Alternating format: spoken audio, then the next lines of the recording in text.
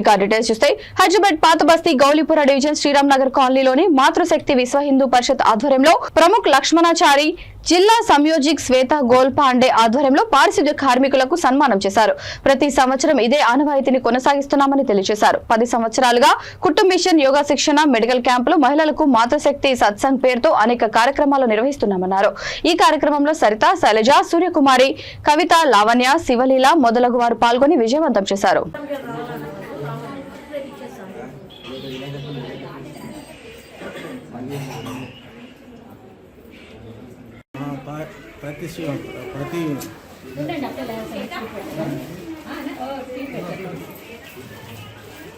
ఇప్పుడు బటన్ డబ్బా తెచ్చుకుంది.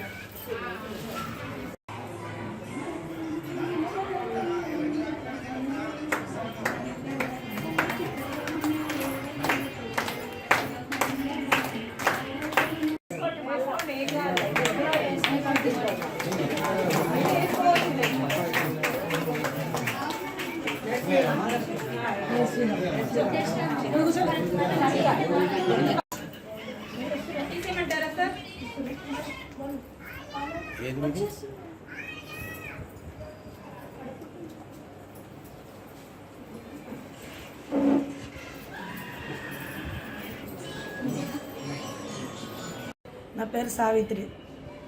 అంకుల్ సంవత్సరం ఇస్తుడు మాకే, కానీ ఏడు కొంచెము మాకే ఒక విధంగా అనిపిస్తున్నది.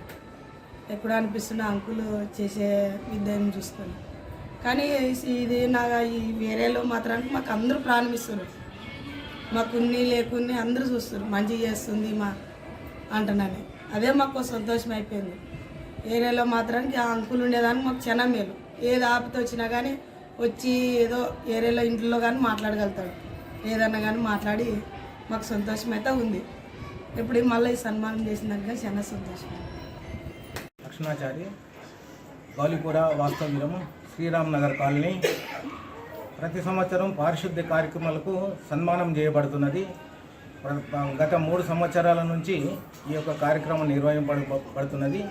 దాంట్లో భాగంగానే ఈ సంవత్సరం కూడా పారిశుద్ధ్య కార్యక్రమంలో వారికి సన్మానం చేసేసి బట్టలు ఇచ్చేసి డబ్బు దానం చేసేసి వాళ్ళకు ఈ విధంగా సన్మానం చేయబడుతున్నది. ఇప్పుడు మన శ్వేత గారు, మన విశ్వ హిందూ పరిషత్ సంయోజక గారు మాట్లాడారు. జై శ్రీరామ్ అన్న, నా పేరు శ్వేత అన్న. నేను గౌలీపుర కాలనీ శ్రీరామ్ నగర్ కాలనీలో ఉంటున్నాను.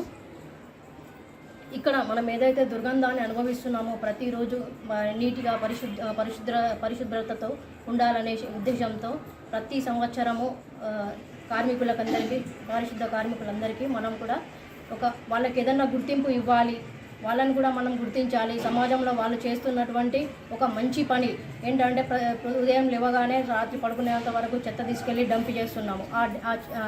ఆ పడేసిన చెత్తని వాళ్ళు మంచి ఉన్నా చెడు ఉన్నా దాన్ని వేరే ఉద్దేశంతో చూడకుండా దాన్ని తీసుకెళ్ళి డంపింగ్ యార్డ్లో వాళ్ళు చెత్తను డంప్ చేస్తున్నారు. ఈ విధంగా వీళ్ళు చేసే సేవలు అత్యద్భుతమని మనం ప్రతి ఒక్కరం కూడా గుర్తించాలి.